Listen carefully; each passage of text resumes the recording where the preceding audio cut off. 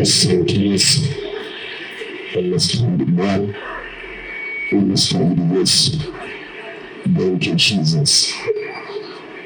Basi mpendwa msikilizaji, mahali pote ulipo, kama sauti inakufikia, kusalimu katika jina la Yesu Kristo ambaye ni Bwana na Mwokozi wa Mungu wetu, ambaye ametulinda, ametuhifadhi hai tena, ametuepusha na mauti ya usiku, tungali tunaishi kwa rehema zake Bwana, na kila sababu za kumshukuru Mungu, kumtukuza, kumwamini, kumtumaini na pia kumtumikia, maana ndiye mwenye uwezo, ndiye mwenye nguvu. Imependeza kwamba siku ya leo uweze kupata nafasi ya kutana na saa kama haya kwa ajili ya kushiriki neno lake Bwana. Kwa hiyo mahala ulipo, naomba muda wako tu mchache kwa ajili ya sauti hiyo. Bwana atakubariki sana. Kwanza kabisa, nipenda tuweze kumshukuru Bwana kwa njia ya maombi, kwa sababu ya pumzi ya uhai, nguvu za mwili ambazo ametukirimia kuwa nazo. Tunapojiweka mbele zake Bwana kwa ajili ya hii siku ya leo, aendelee kutulinda, aendelee kutuepushia yale mabaya, atukirimia kibali kuona yale mema ambaye ametumbia kwa ajili ya siku ya leo. Na kwa imani yote yanawezekana. Naomba na wewe pia naweza kujiombea hapo ulipo, ukamwambia Bwana, hili linakusumbua. Mungu wa rehema anaweza kukurehemu alivyomrehemu Bartimayo, na akakusaidia nawe ukashuhudia wema wake Bwana ndani ya maisha yako. Yeremia 17 mstari wa 14. Alafu tunaomba katika jina la Yesu Kristo. Yeremia 17 verse number 14. Uniponye Bwana, nami nitaponyeka. Uniokoe, nami nitaokoka, maana wewe ndiye uliye sifa zangu. Tuombe. Baba, katika jina la Yesu Kristo, mfalme wa falme, Mungu mwenye uwezo, uliye mwanzo tena mwisho, kimbilio, tegemeo, msaada wa karibu, ngome imara. Asante Bwana kwa nafasi hii, asante kwa uhai wa bure, asante kwa nguvu za mwili, asante kwa masaa tumefika Bwana, megharimu mkono wako. Wengi Bwana wametamani lakini hawajaweza, nasi tumefika sio kwa uzuri wetu bali ni kwa neema. Unakurudishia shukrani ya Elishadai. Asante kulinda mahali hapa, asante kwa amani na utulivu, asante kwa maisha ya kila mmoja anayesikia sauti hii Bwana. Pokea sifa kwa yale mema ambao umekusudia kutenda kwetu siku ya leo. Umeinuliwa juu kuliko vionekanavyo na visivyoonekana, nami na kuadhimisha mahali hapa siku ya leo. Ninakiri ya kwamba Yesu Kristo ndiwe Bwana, na kando na wewe hapana Bwana mwingine. Ndipo ninaomba Bwana Yesu, tawala mahali hapa Bwana Yesu, kamiliki, ukalinde wakubwa kwa wadogo, mikasa mikosi Yesu ondoa, maroho ya ugomvi Yesu kaondoa, achilia amani na utulivu mahali hapa. Zidi kutenda mema wa kila mmoja Bwana, kila shughuli iliyo maeneo haya unaiona Jehova. Wacha ukajitukuze maifadha, kila mmoja akakuone Jehova, na sifa zote zitakurudia Bwana. Makosa yetu bado ni mengi, tusamehe, utakase na utusafishe, na pia Bwana uzidi kutubadilisha tuweze kufanana na sheria yako isemavyo. Na sifa na utukufu zitakurudia Bwana. Zidi kutawala na kutenda mema, endelea kufungua milango iliyofungwa Jehova. Yaliyo sirini yote unayaona Bwana, lile baya ukalizuilie, na lile jema ukalidhibitisha, na sifa na utukufu zitakurudia Jehova. Napoenda kusikiliza neno lako Bwana, unijalie kunena yapasayo na yanayostahili kwa ajili ya siku ya leo. Atakayesikiliza neno lako, naomba Bwana likambadilishe, likamfanye kuwa mwana katika ufalme, na kila roho ya kupinga injili na ikemee ikapate kushindwa katika jina la Yesu Kristo. Bwana Yesu tawala, neno lako likaokoe, likabariki na likabadilisha. Sifa na utukufu zitakurudia. Tumeamini umetenda na utazidi kutenda. Damu yako ya dhamana itufunike sote na ikanene mema mahala hapa. Mungu wa Ibrahimu, Isaka na Yakobo, kama vile uishivyo, mapenzi yako pekee yatimie sasa na hata milele, katika jina la Baba, Bwana na Roho Mtakatifu, katika jina la Yesu Kristo naomba na hata kuamini. Amen and amen. Hallelujah. Thank you Jesus. Kama una uwezo mpigie Bwana Yesu makofi mara ulipo. Kama una uwezo Yesu makofi mara ulipo. Hallelujah. God bless you. Barikiwa sana. Mungu wako naye sirini akujibu kwa wazi kwa jina la Yesu Kristo. Yale ambayo yamekulemea, Mungu wa rehema akufungulie mlango, akakudhihirishie weza wake ndani ya maisha yako kwa utukufu wa jina la Yesu Kristo. Na kama kunalo shetani na watu wake wamelikusudia kisiri, Mungu akuokoe, kuokoe kwa utukufu wa jina lake Yesu Kristo. Naye kwa kila ufanyalo, shika sana yaliyo bora, hata leo na hata sasa, na kusisitizia ujoro ni mbaya usilitende. Ndilo unajua ni mbaya mzee, mama, kijana, usilitende, sababu dhambi ya makusudi huwa haiendi bila mapigo, na pia mapigo yake wakati mwingine huwa hayana mwisho. Sometimes inakuwa ni permanent. Kwa hiyo mpendwa, fear the Lord and depart from any form of wickedness, ili ya kwamba uweze kuona mema ya Mungu maishani mwako, mwisho wake upate nafasi ya uzima wa milele. Kama hujaokoka uokoke. Yesu ndiye njia, kweli na uzima. Mwaminie mwana na uzima wa milele, asiyemwamini ghadhabu ya Mungu inamkalia. Alikuja kwa walio wake, lakini walio wake walimkataa, ila wale waliompokea aliwapa uwezo kufanyika wana wa Mungu. Kwa moyo mtu huamini akahesabiwa haki, kwa kinywa mtu anakiri anapata wokovu. Na kila mwaminie hatayariki, kwa maana Mungu ni mkarimu kwa watu wamwitao. Sijui uko pande gani? Amesema Yesu mwenyewe ya kwamba alikuja ulimwenguni ili tuwe na uzima, tena tuwe nao tele tele. Lakini kunaye yule adui shetani ambaye alikuja kuiba, kuharibu na kuua. Naye maandiko yanatuambia katika Yakobo 4:7 kwamba tumtii Mungu na tumpinge shetani, naye shetani atatutoroka. Kwa upande gani mpendwa? Kubali Yesu Kristo awe Bwana na Mwokozi wako, ili uwe upande ule wa ushindi hata uzima wa milele. Na kama umeokoka ulifanya vizuri sana. Sasa zingatia sana matendo yako yaambatane na usemaji.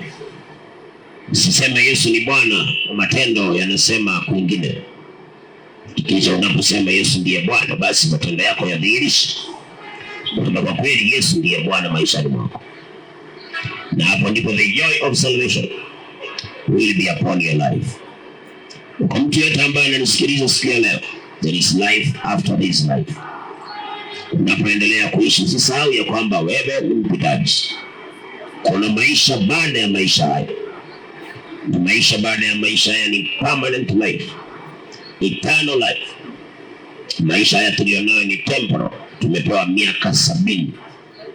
Neema ikishuka 80. Tena maandiko yanasema 80 ni mateso, ni shida tu. Kwa hiyo mpendwa, unapoendelea kufanya mambo yako, don't forget that there is life after this life. So make sure you are preparing for eternity. Don't just prepare for this perishable life and forget about eternity. Vyote tuvionavyo na tuvitafutavyo na tuvipatavyo na tuvitakavyo tutaviacha hapa duniani. Tusiingie sana kwa maisha tukasahau kuna maisha baada ya haya. Ni vizuri kuelewa kuna maisha baada ya haya, na kwamba nitaviacha vyote. Kwa hiyo usiwe na speed ukavuka mipaka ya Mungu. Usiingiwe tamaa na pupa ukasahau ya kwamba you will leave everything on the face of the earth, and you will be accountable of the way you lived in this life. Na hapa kutakuwa na kurudi nyuma. Mtu atalipa sawasawa na matendo yake yalivyokuwa. Aliyeharibu matendo yake atapata nafasi ya ziwa la moto wa milele. Aliyetengeneza matendo yake atapata nafasi katika furaha ya milele. Maskani ya Mungu atakaposhuka kwa maskani ya wanadamu. Swali ni moja tu. Kama leo ingekuwa siku ya hukumu, wewe ungeenda wapi? Kama leo ingekuwa ndio siku ya hukumu, wewe ungeenda wapi? Usijiulize.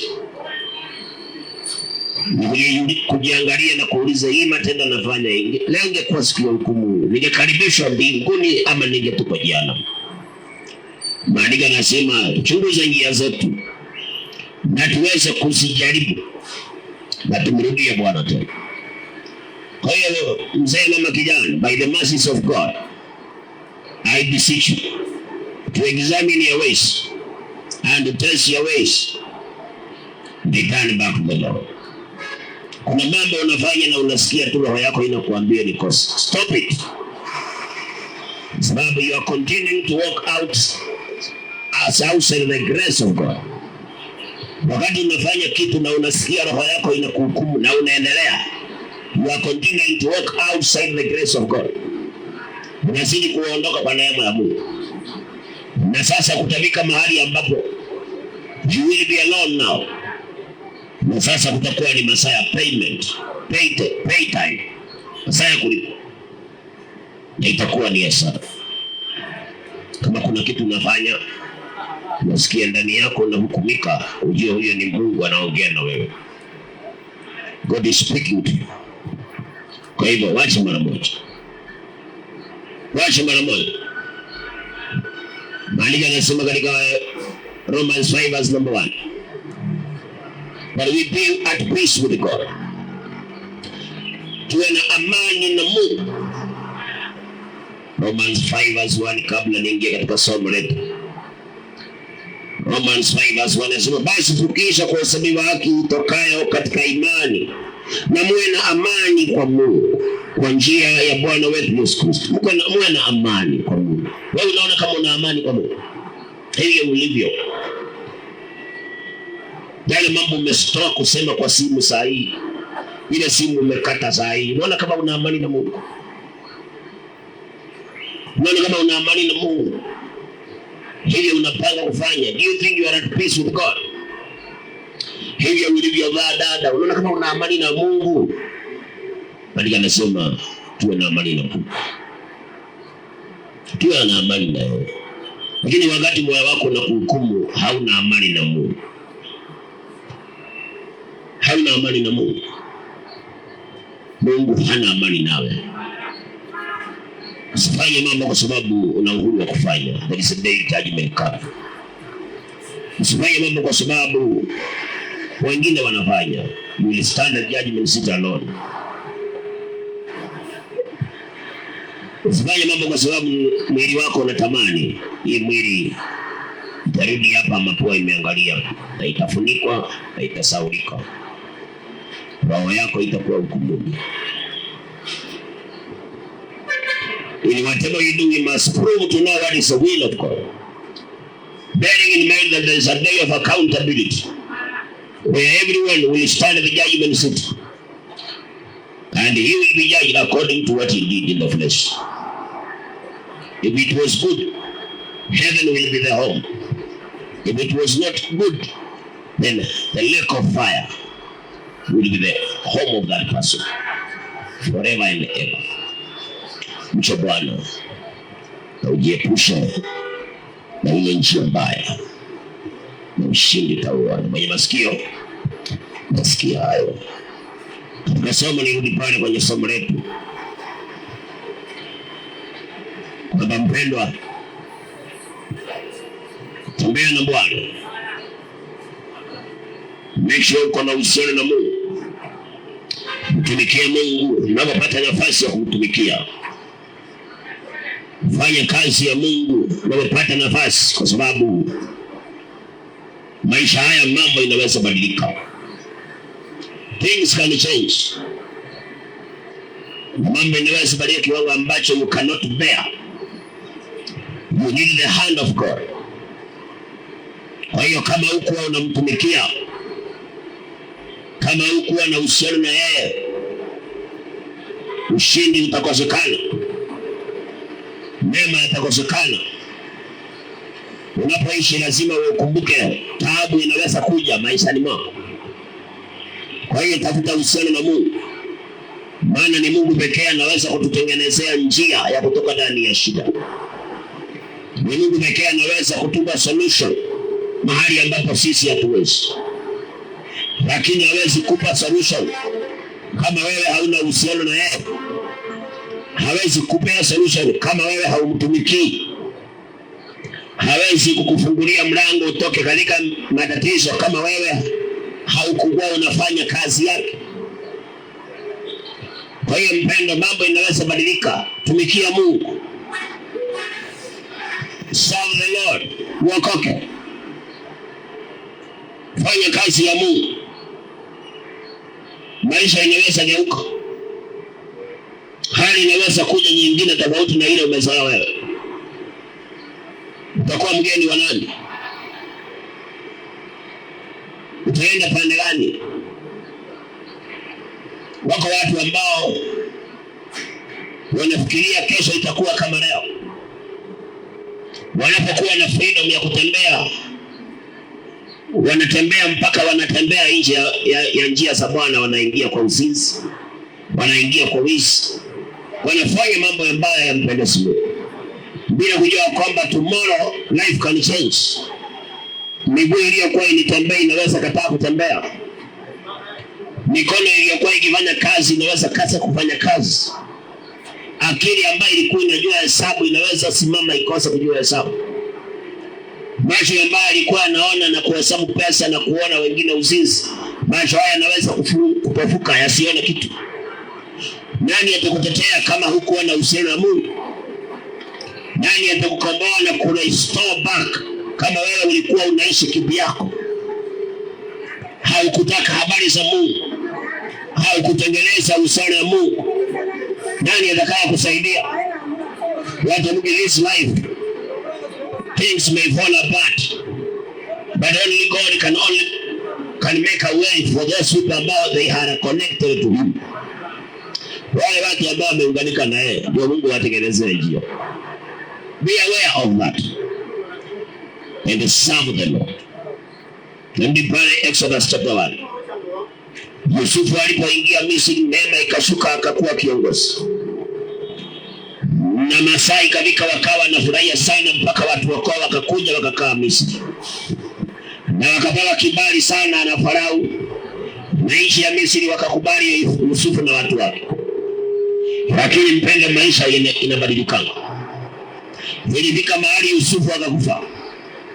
Na ule mfalme aliyekuwa akijua hii familia ya Yusufu akatoka kwa kiti. Ukaingia mfalme mwingine mgeni ambaye hajui Yusufu ni nani. Hajui hawa watu wa Israeli ni akina nani. Hajui walikujaje, hawaelewi. Mambo yanaweza badilika mpendwa. Tembea na Mungu. Fanya mapenzi ya Mungu. Rasa dunia zina mahali zinafikanga, unaweza kulingeleti. Unajua mtu akipata pesa ako na uwepesi wa kuingia na aseme chafua meza. Lakini siku amekosa pesa, huwezi kumkuta akienda akisema uninunulieni unga nikakule. Utamkuta barabarani mlevi anangojea mtu soba amwambia kileo watoto wangu watalala njaa. Sitaki hata pesa ninunulie tukaunga. Kwa nini usirudi pale kwa ile bao ulikuwa unasema chafua meza? Watu wa Mungu, tutumikie Mungu kwa maana ni Mungu pekee hawezi kutuachilia. Ni Mungu pekee ako na suluhisho ya kila jambo. Ni Mungu pekee ndiye ngome wakati wa taabu, kama tulivyosema katika Naumi 1. Sasa kukaingia mfalme mpya na akaingiwa na hofu juu ya Waisraeli kwa maana walikuwa wanaongezeka, na akasema hawa watu itabidi tuwadhibiti wasiongezeke, na kile tutakachofanya itabidi sasa tuwajengee mazingira magumu. Mambo inaweza badilika mpendo. Tafuta Mungu, tumikia Mungu, usidharau kanisa. Unaweza kujikuta kesho kanisani ukiomba msaada. Ni kweli kuna wahubiri wa uongo, lakini usiwanene wahubiri wote vibaya kwa maana kuna wa uongo. Kesho unaweza kujikuta mahara ukitaka pasta kuombea na rekodi ikafunguliwa kwamba wewe you are mocking preachers. Utakuwa mgeni wa nani?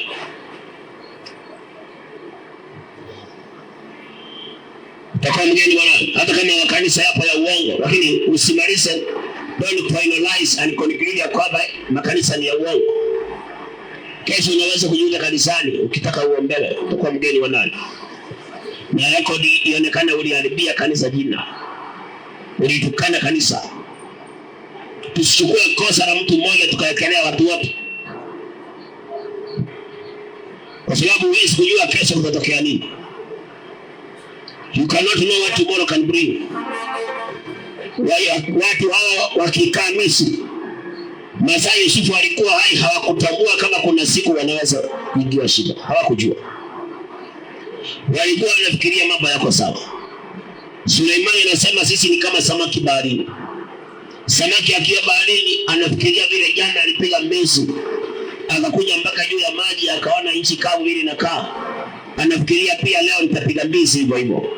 Kumbe leo kumekuja mvuvi tena na neti. Samaki akitokea sasa usiku wanataka apige mbizi, aona dunia inakaanga aje, anachikuta ndani ya neti. Na hivyo ndivyo sisi tulivyo mpendo. Tafuta Mungu mtu wa Mungu. Seek the Lord. Isaiah anasema seek him while he might be found. Call him while he is still near. Kwa sababu things may change. Na huyo Mungu ulimkataa, unaweza mtaka. Wako leo watu leo tunawaambia waokoke, wanakataa wokovu. Wanasema wokovu ni ujinga. Nitaoga nikizeeka. Wanaooga ni wale wako na shida. Utaniambia Nikodemo alikuwa na shida gani ndio aokoke?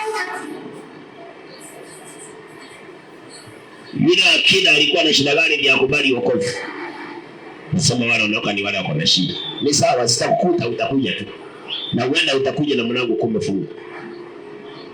Maana shida hainaga mtu special. Kama wokovu ni wale watu wa shida ni sawa. Ngojea yako itakupata. Na uenda utakuja mlango ukiwa umeshafunga. Seek the Lord while he must be found. Mwite Mungu wakati bado uko karibu, kwa maana mambo inaweza badilika mpendwa. Mambo inaweza badilika. Maana ulitoa utamu ukatoa uchungu hapo sasa.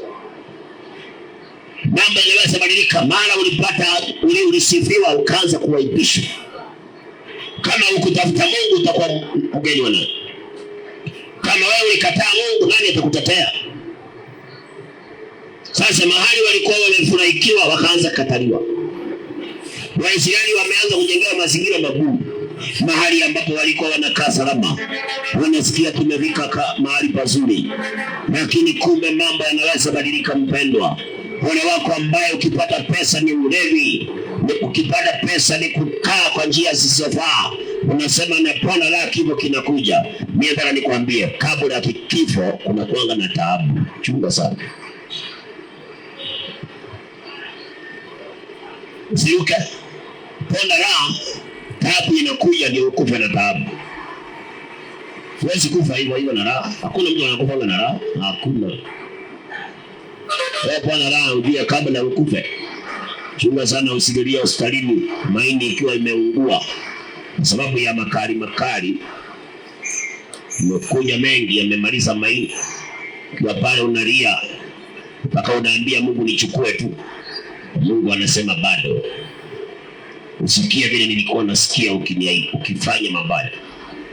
Utakuwa mgeni wa nani? Petro anasema siku zilizopita zimetosha. Zimetosha sisi kukaa kwa ulevi. Zimetosha kukaa kwa usherati. Siku zilizopita zimetosha sisi kuenenda kwa tamaa za dunia. Zilizobakia ni sisi tutafute kufanya mapenzi ya Mungu. Do the will of God.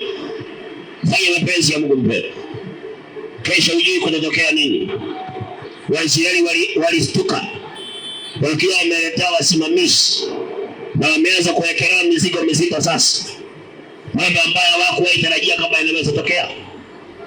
Walikuwa wamekubalika Misri, hawakudhani kama kuna watokea shida. Mpendo, kesho uijui, tafuta Mungu. Kubali wokoke. Usidharau mambo ya Mungu. Ni Mungu pekee anaweza kukusaidia. Kuna mahali pesa haiwezi kutoa hata kama uko nayo.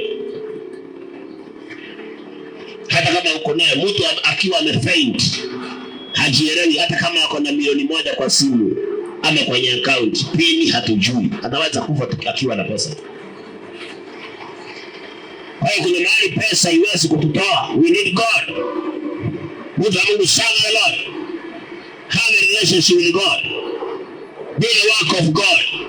Things may fall apart, but only God can mend them. Kama una Mungu sasa, shetani atakufyonza tu kwa mwisho. Wakajengewa mazingira magumu, wakaanza kupewa machungu, wakaanza kutishiwa Waisraeli. Maisha yao yakafanya magumu sana. Wakaanza kuongeleshwa na ukali. Amani imeanza kupotea. Mambo imebadilika mpendwa. Mahali walikuwa wanaongeleshwa kwa heshima, sasa wanaongeleshwa na ukali. Machungu kila mahala na kazi ngumu. Wamepewa kazi ngumu. Mambo inaweza badilika, mtu wa Mungu. Tafuta Mungu. Kiburi chako kinaweza kufika mahali kisikusaidie. Kijana, ubabe wako unaweza fika mahali usikusaidie. Hata kama unasikia wewe ndiye, tafuta Mungu, wasie. Unaweza kujikuta mahali pabaya, hata bauza anajikutanga kwa hospitali. Na anakuta mwili ni kuisha unaisha. Mazo ni kwenda inaenda. Kama hakuwa na Mungu, shetani anapiga naye hapo hapo. Lakini ukiwa na Mungu, mambo yakibadilika, Mungu ndiye anajua kuhifadhi. Naumi anasema Mungu ni ngome siku ya taabu. Kwa hivyo kumbe kuna kuanga na siku ya taabu. Hata ukifanikiwaje, kuna kuanga na siku mambo itabadilika. Hata ukiwa na cheo, kesho cheo kinaweza badilika mpendwa. Mambo inaweza badilika. Usikatae Mungu maana uko na cheo. Usikatae Mungu maana umeajiriwa na serikali.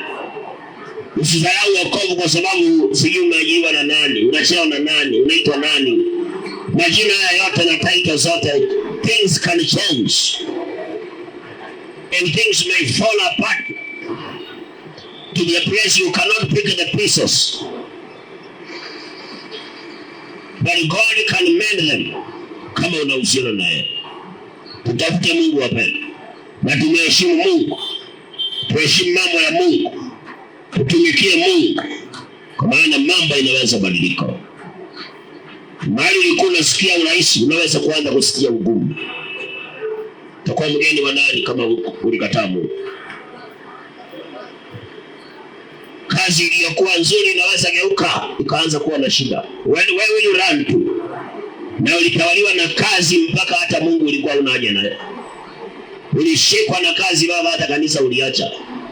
Kuna watu walikuwa wanaenda kanisa, kazi iliwafanya they don't go to church. Alright. They choose to sleep on Sunday when people are worshiping God. Na wengine wao ile kazi wako nayo ni maombi waliwape hiyo kazi. Lakini sasa hiyo kazi imekuwa ndio Mungu wao. Na wengine wanacheza karata na Mungu, wanatuma sadaka kanisani na fungu la 10 na wao hawaendi. Unafikiria Mungu anakulaga pesa? Maana anasema tusiache kukusanyika pamoja. Wewe unatuma sadaka na fungu la 10 na kanisa uende, unasaidia pastor. Mbinguni Mungu akutambui. He wants to see you in fellowship with the other people. Sasa umekuwa peace. Na siku ulikuwa una kazi kanisani ulikuwa unaonekana. Sasa ulipata kazi umekuwa busy. Things may fall apart. Yule bosi amekupenda anaweza geuka kesho. Akageuka kuingia mfalme mpya. Leadership pale kazini inaweza badilika mpendo. Tafuta Mungu. Ukipata pesa kumbuka kuna Mungu. Serve the Lord. Management inaweza badilika. Ukasikia wanasimamisha watu kazi na wewe ni mmoja wao.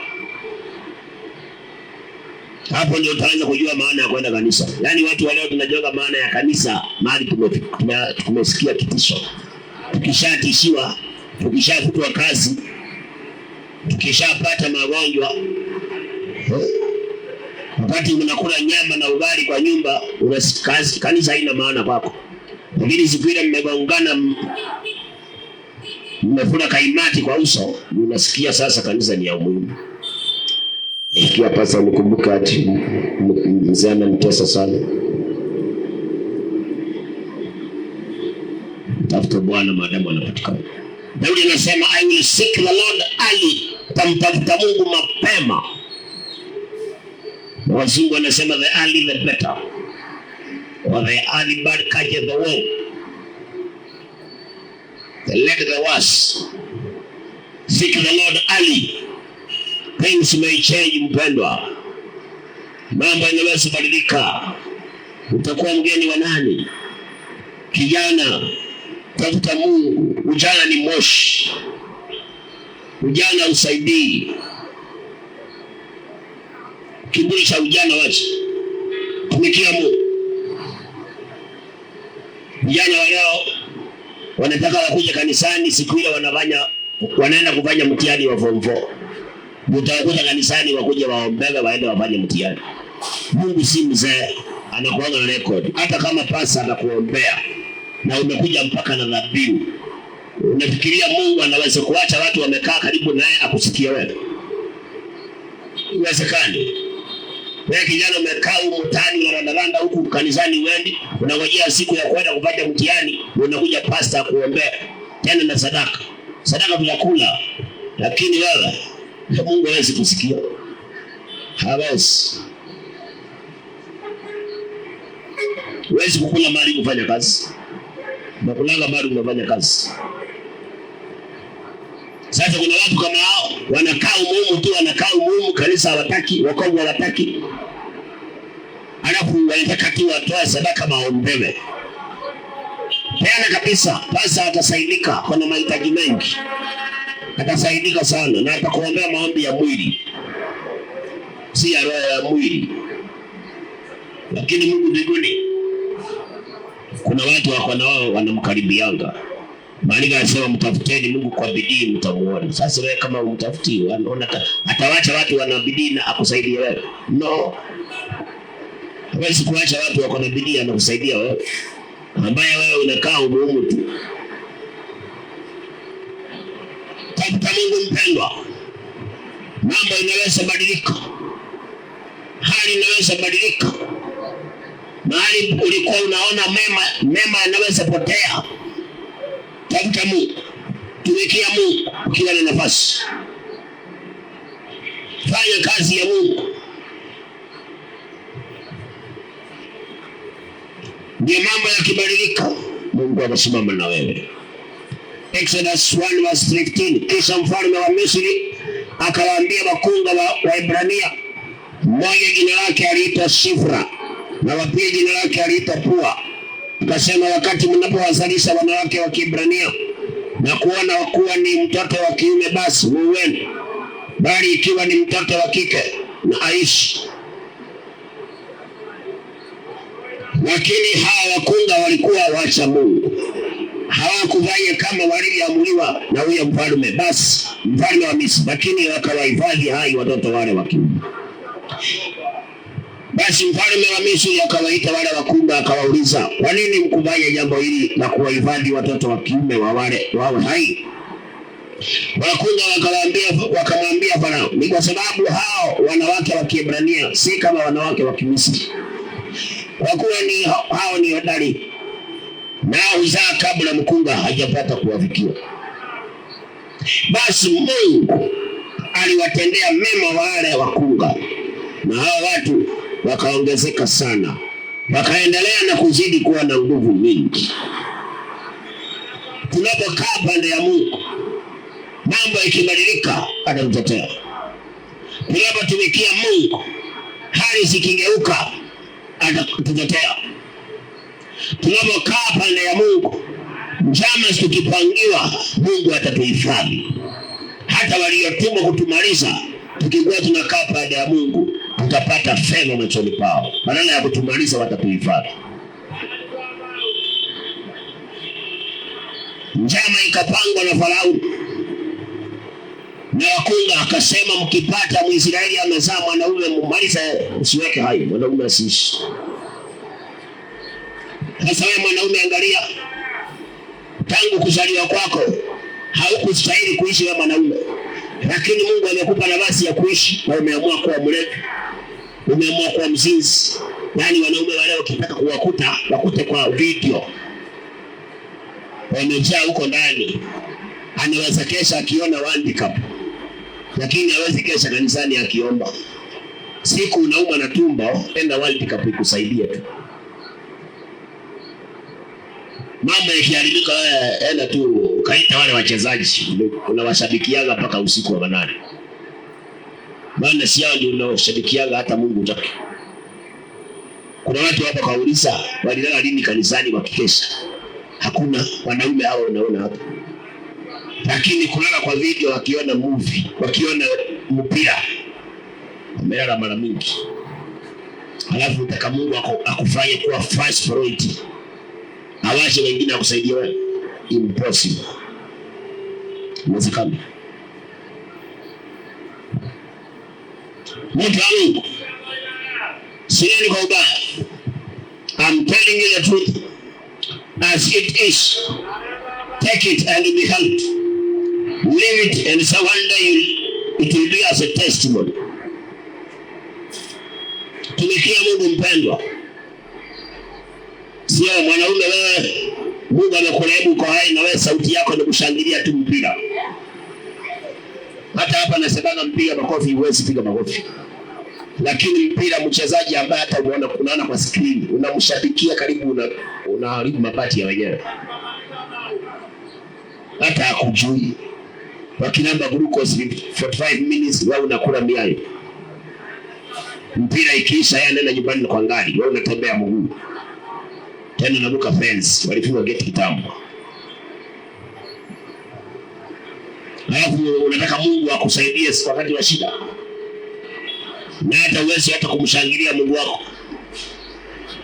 Hauna nafasi hiyo. Badilika mpendwa. Mambo yanaweza geuka, bali tafuta Mungu. Usishabikie tu mpira na ushabiki Mungu aliyekuumba. Umesikika tu kwa video, mwanaume mzima, lakini wauka Mungu hausikiki. Alafu wataka kesho iwe nzuri. Ukikamatwa na shetani, Mungu hawezi kusaidia. Maana sauti yako haisikiani kwake, anaisikianga kule kwa mpira.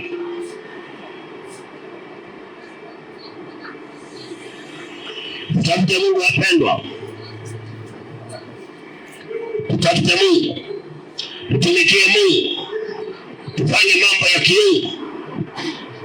Ndio mambo ikibadilika, Mungu atatutetea. Mfalme akaagiza wanaume wauawe, watoto wa kiume wakufe wote, wasiweke hai. Lakini kwa maana Waisraeli walikuwa Misri kwa mpango wa Mungu, Mungu akasababisha wakunga wakaingiwa na hofu ya Mungu, wakawahifadhi watoto wa Israeli. Sasa mwanaume, unajua wewe ulifaa kuuawa. Unajua hata story ya Yesu pia, watoto waliuawa wa kiume tena.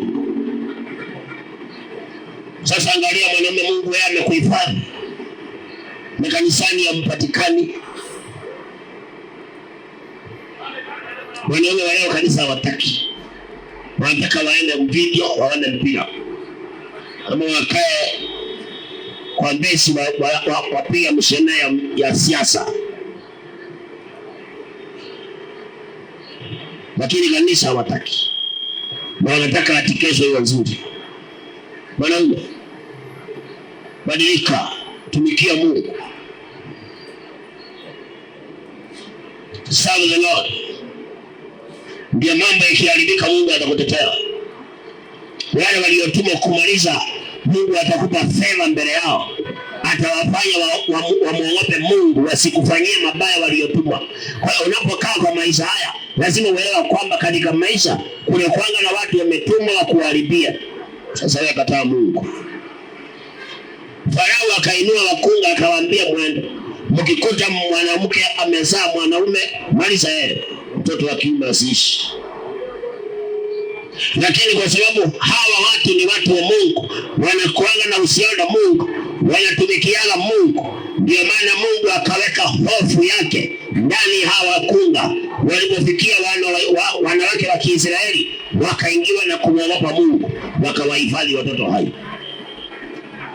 Na wakaenda wakamwambia mfalme, sisi tunakutanga wameshajifungua. Na si ati walikuwa wanakuta wajifungua, ni vile walikuwa wanaogopa Mungu. Ni kwa nini? Maana hawa Waisraeli ni watu wanatumikia Mungu. Na wewe je? Unatumikia Mungu kweli? Ukiwa na pesa kanisani uonekani. Ukikosa pesa ndio unakuja pasa kimaisha yangu ya pesa. Mkumbuke sana pastor. Pesa. Hata niko na madeni mingi sana pastor. Sasa kuna ikila. Lakini siku uko na pesa uonekani kanisani. Siku watu wako na kazi, they don't come to church, they don't serve God, they cannot even give for the work of God. Lakini masaa kazi zimeingia shida, utakuta amechukua mabaki shilingi 2,000 ameweka kwa bahasha, amekuja kuonga mpasta muombe. Tuache hizo tabia wapendwa. Serve the Lord. Ndio ukipangiwa njama, wale waliotumwa kinyume nawe, Mungu anaweza kuweka hofu yake ndani yao. Wakikuona wakaogopa Mungu, wakakuacha hai. Walipofikia wanawake wa Kiisraeli, wakaingiwa na hofu ya Mungu, wakamcha Mungu, wakawaacha watoto hai. Things may fall apart. Serve the Lord so that He will always make a way out. Unaweza pangiwa njama, tumikia Mungu, ndio atakuwa anageuza. Wale yale mabaya yaliyopangwa mema yanapatikana. Bali anasema wakaendelea kuenea. Waisraeli wakaendelea kuongezeka. Wakaendelea kuongezeka sana na kuendelea kuzidi kwa nguvu nyingi. Kwa sababu hawa ni watu wako pande ya Mungu. Ukae pande ya Mungu mpendwa. Usidharau Mungu kwa sababu ulikosewa na pastor. Sio kila mtu anajiita pastor ni pastor. Wengine ni jina wamepewa tu na watu. Sasa usikatae Mungu maana ati pastor alinikosea. Sijui pastor alifanya, pastor alifanya. Na Mungu alikufanyia nini? Mungu naye alikufanyia nini? Usidharau kanisa kwa sababu kuna kanisa uliingia ukakosewa. Ni kanisa lilikosea lakini sio Mungu. Hiyo ndio upumbavu wengine tunabeba tuache. Itakutesa bure. Ukikula getheri, ukiuma kijiko ya kwanza ume mawe, utamwaga. Utamwaga getheri useme getheri kwa nawe ni mama. Wewe si mwaga getheri yako na umeinua. Hiyo ya mawe ni unatamaga chini. Unaendelea kula getheri. Lakini wewe kosa moja umeliweka kwa watu wote. Kanisa moja lilikosea, umesema makanisa yote ni mabaya. Sawa. Siku itafika utajikuta ndani ya kanisa ukitafuta kuombewa. na malaika atakuja na rekodi yako ya vile umekuwa ukitukana kanisa, vile umekuwa ukiongea vibaya kuhusu watu wa Mungu. Na hapo ndio utakuwa unaombewa maombi ya imani, lakini wapi? Mashtaka yatakuwa hapo. Bwana, badilika. Serve the Lord. Outdo some wrongs and serve God. Maana hii maisha inaweza badilika mpendwa. Mahali ulikuwa unakaa salama unaweza pangiwa njama. Walikuwa wanakaa salama Misri, lakini imetokea wameanza kupangiwa njama ya kilio ya mauti. But the Lord protected them because they had a relationship with God. They were serving God. Hata wakati walikuwa wamekula wakashiba, walikuwa wanatumikia Mungu bado. Hawakuwa influence na Misri, idol worship ya Misri. Even in Egypt they served God. Wewe utaka nyumbani mtu mzuri, umekuwa influence na tabia Nairobi. Umebadilika. Ulikuwa na vazi nzuri, siku na vazi ya ajabu. Umekuwa influence. Ulikuwa mtu mzuri tu, umekuwa sasa mlevi. Hata unalala nje, na ulikuwa tu mtu mzuri kutoka kwenu. Wana wa Israeli walipotoka kwao wakakuja Misri, hata kama walikula wakashiba, hawakukubali kubadilishwa na Umisri. Waliendelea kutumikia Mungu. Na ndio maana wakati mambo ilibadilika, Mungu aliwasimamia. Toka huko umeingia mzee. Kijana toka huko umeingia. Msichana toka kwa hiyo njia umeingia. Kwa nini unawacha tabia yako nzuri unaiga tabia nyingine isiyofaa? Mambo ikibadilika, nani atakusaidia? Nani atakutetea? Watu wa Mungu, tumtumikie Mungu aliyetuumba. Tukae katika njia za Mungu. Tufanye mapenzi ya huyu Mungu. Mambo yakibadilika, tukipangiwa njama, God will always defend us. Psalms 91. Sikiliza Daudi anasema hivyo. Daudi pia alielewa katika hii dunia unaweza pangiwa njama, unaweza tegewa mitego. But the safety akasema is only to a person who dwells in the secret place of the Most High. Zaburi 91. Sikiliza. Bwana kusaidia sana kunielewa, alitia neno lake nguvu. Nikikufikia mpendo nikuingie na uzito, ili ya kwamba ukuwe transformed kwa jina la Yesu Kristo. Psalms 91 verse 1. Aketie mahali pa siri pa aliye juu, atakaa katika uvuli wake Mwenyezi. Atasema Bwana ndiye kimbilio langu na ngome yangu, Mungu wangu nitakaye mtumaini. Maana yeye atakuokoa kutoka kwa mtego wa mwindaji na katika maradhi mabaya. Unapotembea, unapoishi, kuna kwanga na wawindaji. Tena wana mitego. Na wewe umekataa Mungu, utaokolewa na nani? Na Daudi anaelewa kuna kwanga na mitego ya wawindaji dunia hii. Lakini ni Mungu pekee anaweza kuokoa na ile mitego.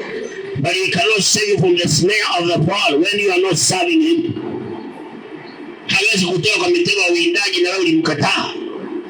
Na nyumbani mwa Mungu uonekani.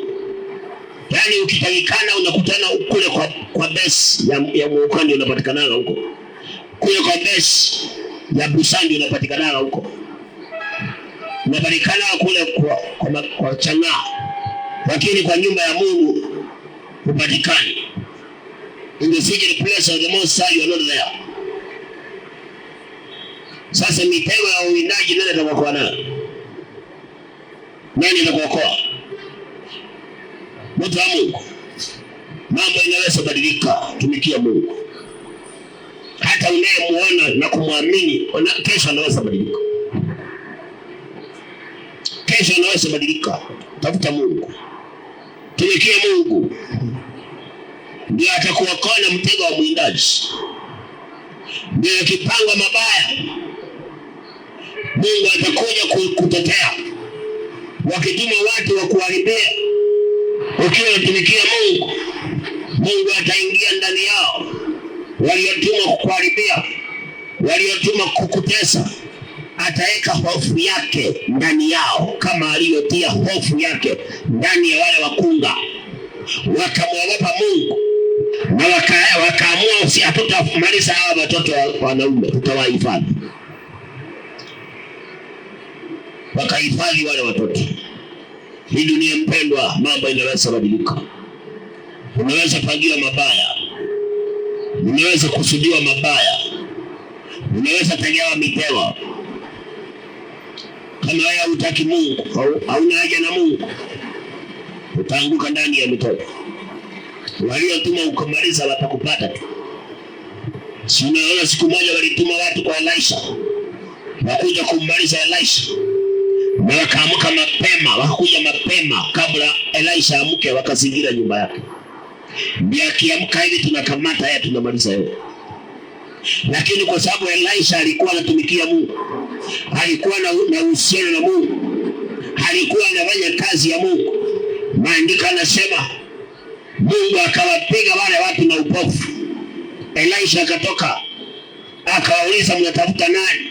Wakamwambia tunatafuta Elisha. Elisha akawaelekeza mpaka kwa kambi ya majeshi ya Waisraeli, akawaacha hapo.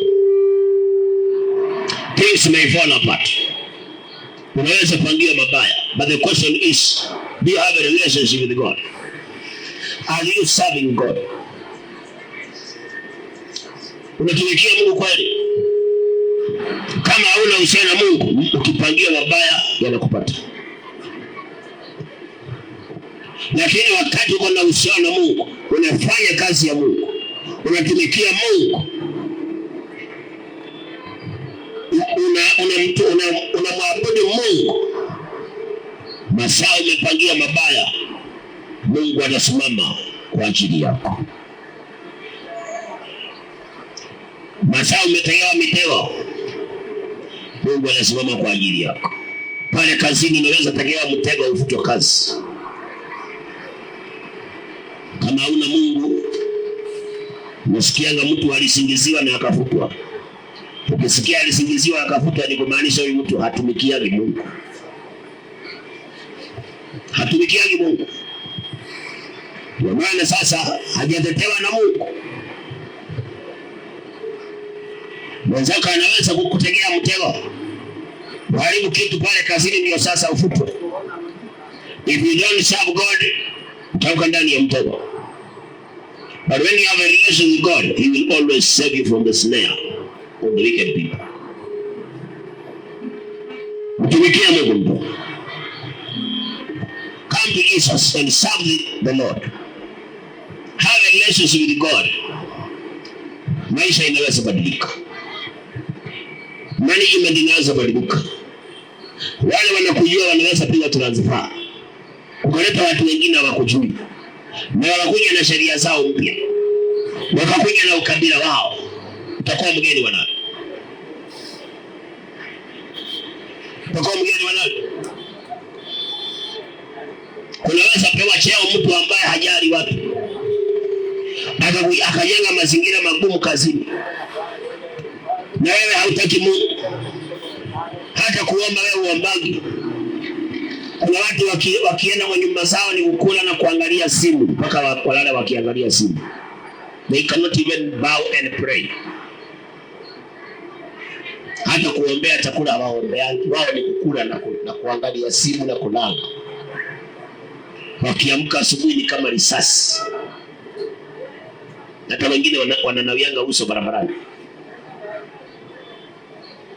Ameamka kama risasi. Hata masaa ya kumwambia Mungu asante hana. Sasa mambo yakibadilika, nani atakutetea? Ukipangiwa njama barabarani, nani atakutetea? Na wewe hata Mungu, wewe hata sekunde 5 za kumwomba hauna. Adui akikutafuta, utapigwa na nani? Na hata dakika 5 pekee ya kupiga magoti kwa nyumba yako mwambie Mungu asante umeniamsha, nitangulie hizo hauna. Tunaamkanga na simu kwa mkono, tusikoni kuangalia tumetumia message na nani ukitokanga. Unakuta mikasa ni mingi sana kwa maisha ya mwanadamu. A lot of negative things are happening because we neglect God. Hatuna nafasi na Mungu. Tunaishi kivyetu. Tukiamka tunasikia ni kawaida kuamka tu, ni kawaida. Ukirudi nyumbani jioni nasikia tu ni kawaida. Wewe kama ni muujiza. Kuna watu walitoka na watu rudi. Wewe kama ni muujiza uambie Mungu asante. Tena wengine wanaingia nyumbani na makelele mingi sana na ugomvi mingi sana. Mungu amekulinda mchana mzima, lakini ukiingia kwa nyumba yako ni kelele, ni ugomvi. Wala mmegombana. Ukiamka asubuhi kila mtu anaamka kama giza na nuru. Alafu unataka Mungu akuokoe na mitego. Itakuwa ngumu. Tubadilike mapendwa. Tutafuta huyu Mungu. Maana hii maisha inaweza badilika mpendwa. Waisraeli wameanza kuteseka. Wameanza kupangiwa mabaya. Mahali walikubalika. Mahali walikuwa wanapata mema. Mahali walikuwa wanaheshimika, heshima imepotea sasa. Amani imepotea sasa. Mahali walipewa nafasi ya kuishi, sasa wameanza kupangiwa uwawa. Lakini ashukuriwe Mungu kwa sababu hawa watu walikuwa na uhusiano na Mungu.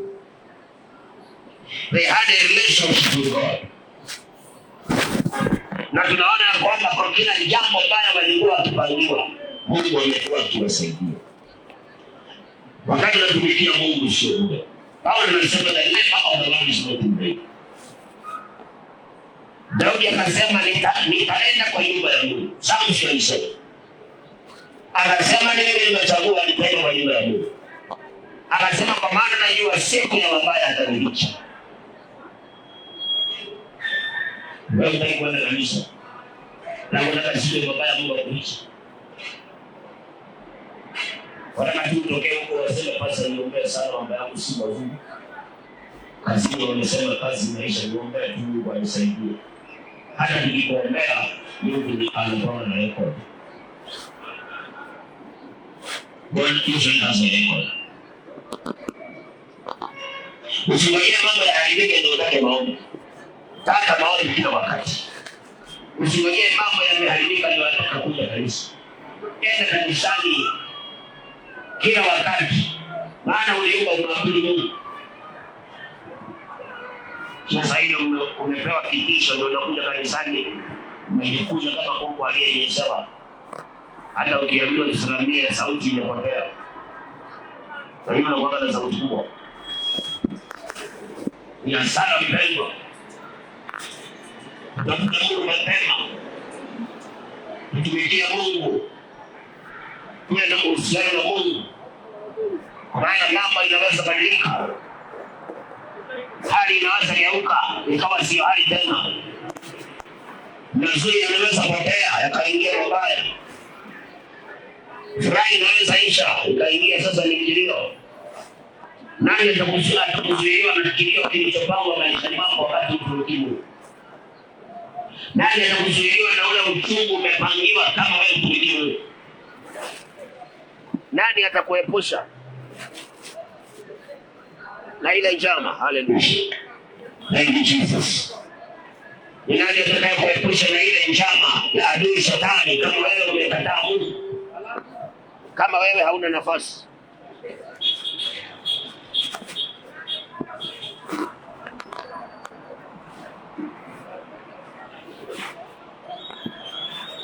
Asante Yesu. Nani atakuepusha na mitego kama wewe utumikie Mungu? Huyo ni sahihi kwa msimamo leo. Na umeacha Mungu wako. Tumikie Mungu wapendwa. Naona mambo yalibadilika kwa Waisraeli ya Mungu kwa sababu ya Mungu. Wao kuwa wanakuja Mungu.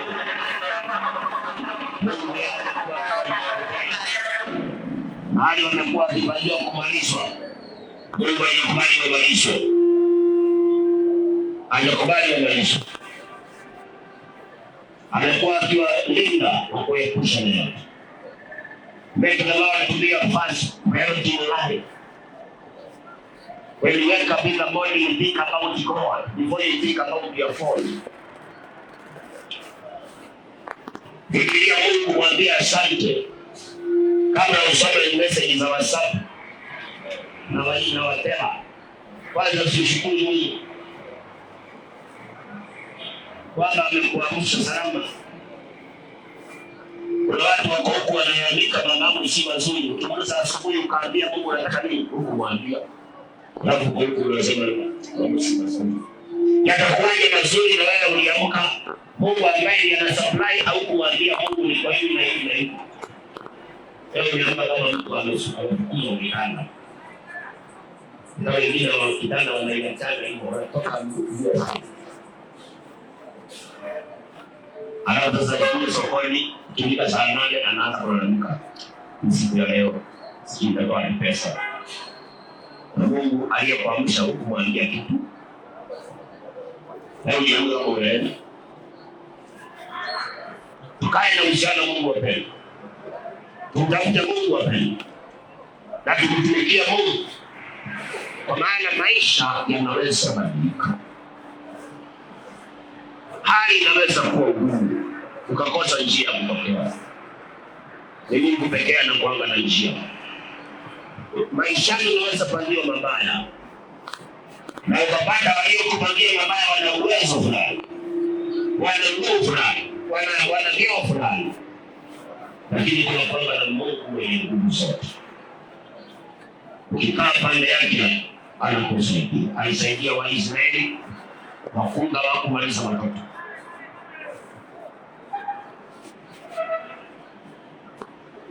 Mstari wa 21 tumaliza ni kwa tafakari. Ilikuwa kwa sababu ya wale wakunga walikuwa wakimcha Mungu, akawasimamishia nyumba. Kisha huyo Farao akawaagiza watu wake wote akisema, kila mtoto wa kiume atakayezaliwa mtampa mtoto, na kila mtoto wa kike mtamhifadhi. Bado mabaya yanazidi kupangwa. Kasemekana sasa mtoto akizaliwa mwanaume tupeni baharini. Kuliwe na krokodili. Ukizaliwa msichana unamweka hai. Sasa wanaume wale maneno ukikataa Mungu utazeka sana. Unasikia? Katika maelezo ya kiroho Farao anasimamia shetani. Mwanaume shetani hana furaha na wewe. Shetani hana amani na wewe. Ukikataa Mungu wanaume utateseka sana. Utahangaika sana. Pengine zitakuwa nyingi. Wanaume wakoka. Shetani hakutaki wewe. Mkubali Yesu. Wanaume jifunze kuomba Mungu. Pray. Wanaume hili neno la Mungu lisome. Soma hata kama ni mstari mmoja kila siku. Na mwaka mwisho wa 10 ndio Biblia. Na usisome kutaka kuelewa, wewe soma. Usiseme nimesoma na sielewi. No, wewe soma. Hata siku ulisoma na tukaendelea kusoma. Na neema ikachuka ya kuelewa. Wewe soma Biblia leo unataka kuelewa leo. Tabiri usome kwanza ikae ndani yako ndio baadaye utakuwa unakuelewa sasa. Hayo wanaume mnaoishi. Ukibaki hapo mwanaume unajua shetani ana furaha na wewe. Hana amani na wewe na wakara wake. Sasa wewe mwanaume kataa Mungu. Usiposikia Farao amesema yule mwanaume akizaliwa baharini atupwa kufia. Tunajua bahari inasimamia nini katika maisha ya kiroho sasa? Shida. Sasa mwanaume ukimkataa Mungu taabu zitabadilika maisha yako. Shida ambazo haziishi. Kuna danganya unakuta bado una kitu. Bali Yesu mbele unaisi. Wanaume wako. Kimoja kwenda kanisani wanaume. Miguu ya kwenda kuona mpira na kwenda kanisani wacha hiyo tabia. Tafuta Mungu. Zaidi ya vitu vyote. Maana vyote vinaweza potea, lakini Mungu hawezi potea. Nguvu za kwenda kushabikia mpira zinawezaisha. Lakini Mungu anasema wale wanaishiwa nguvu wanawapeana nguvu mpya. Magonjwa yao hii dunia yanaweza kupata. Sasa wewe kila saa ni kuona mpira na kanisani mbele. Ukipata uoje nani kakupotea? Sio sikia katika Psalms na inasema kuna marangi ya ukaya. Marangi. Wanaume wanamsikiliza. Toka huko wamejipeleka. Rudi kwa nyumba ya Mungu. Rudi kwa njia za Bwana mwanangu. Na ujue shetani yana hana wewe. Sasa ukikataa Mungu, nyama itasonga. Ukakuna kuta unapanga hakuna kitu kinabadilika. Kwa maana Mungu wewe umemkataa. Siona hata shetani ile amefanya wanaume. Anawarusha kwa baa, kwa pesa ya muruka na kwa video. Kanisani anawafukuza wote, anakisha kina mama. Wale hawa hawataiweza. Sasa wanaume kielewe. Kielewe na utoke huko mara moja. Tumikia Mungu. Fanya kazi ya Mungu wewe. Kubali wokovu. Nenda kanisani mwanaume. Na shetani asikuwezi. Shetani asije akakubalisa. Asije akakubalika maiteshi. Shida na kutuma baharini. Mara wamesema mtoto mwanaume akizaliwa baharini. Mateso. Msichana akizaliwa awachiliwe wakati huu. Siona dunia sasa wanaume hawajali. Bora msimuelewe za kutetea wanawake. Lakini wanaume wanatetea. Wanaume wakoka. Things may fall apart. But God will always have a solution. But you cannot solve a problem when you don't serve Him. You cannot make a way out of problems when you don't have a relationship with Him. You cannot. Haidu. Utakuwa na uhusiano na Mungu. Utumikia Mungu. Fanya kazi ya Bwana. Kwa ibada usikosekane. Siku ya ibada wacha kwenda kazini. Siku ya ibada kwanza mpe Mungu ibada. Mpe Mungu ibada. Ndio mambo ya mipango mabaya atakuona kwa rejea za mbinguni. Na atakuhifadhi bila kuhifadhi wana wa Israeli. Kwa jina la Yesu. Ili tuweze kumtumikia Mungu. Tuweze kumwabudu Mungu. Tuweze kufanya kazi yake Mungu. Ndio masaa mambo itabadilika. Tuelekane tuko na uhusiano na yeye. Aweze kutuokoa na mtego. Na aweze kutupa kibali mbele ya maadui zetu. Kwa jina la Yesu. Maana ulipo. Tuamini tu. Baba, katika jina la Yesu Kristo. Asante kwa neno lako la siku ya leo. Asante kwa wale umegusa wakasikiliza. Naomba neno lako litie nguvu na ulipambanue. Kila aliyesikia akalielewa kuliko vile nimeongea. Kiwango cha yeye Baba kusimama katika ile njia ya uzima. Na sifa na utukufu kurudia Bwana. Tumejiweka mikononi mwako Jehova. Wengine Baba wanatamani lakini wamefungwa. Bwana ukafungue kila mmoja. Akaondolewe ndani ya kifungo cha kutokutumikia. Akapate neema na kibali cha kutumikia Bwana. Maana uweza ni wako Yesu. Wako Bwana. Na kuwaleta katika wokovu. Kuwaleta katika nyumba yako. Na ndani ya utumishi wako Bwana. Ili kesho yao isiwe kesho mbaya. Wakaone ushindi maishani mwao. Katika jina la Yesu Kristo. Penda Bwana na sifa zitakurudia. Mahali hapo zidi kupalinda. Uzidi kupatawala Jehova. Kila mmoja aliyesikia unamjua. Mwonekanie na kumtetea. Katika jina la Yesu. Bwana Yesu tawala. Kusudi lako njema likazidi kutimia. Na sifa zitakurudia Bwana. Asante kwa maana umesikia na umetenda. Mungu wa Ibrahimu, Isaka na Yakobo. Kama vile ulishiria mapenzi yako pekee. Uwezo mpigie Bwana Yesu makofi mara ulipo. Kama mko na uwezo, mpigie Yesu makofi mara ulipo. Haleluya. God bless you. Barikiwe sana. Mungu wa amani ya kutunza, kulinda. Yale ambayo umesikia weka ndani yako. Yashike sana kwa bidii. Na pia yafuatilie. Utumikie Bwana, mtafute Mungu, mwombe Mungu. Fanya kazi kwa Bwana. Mambo yakibadilika, Mungu atakutetea. Ukiwa kwenye mtandao wa kijamii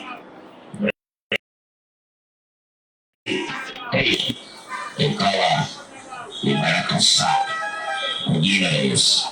Mimi nakutakia baraka na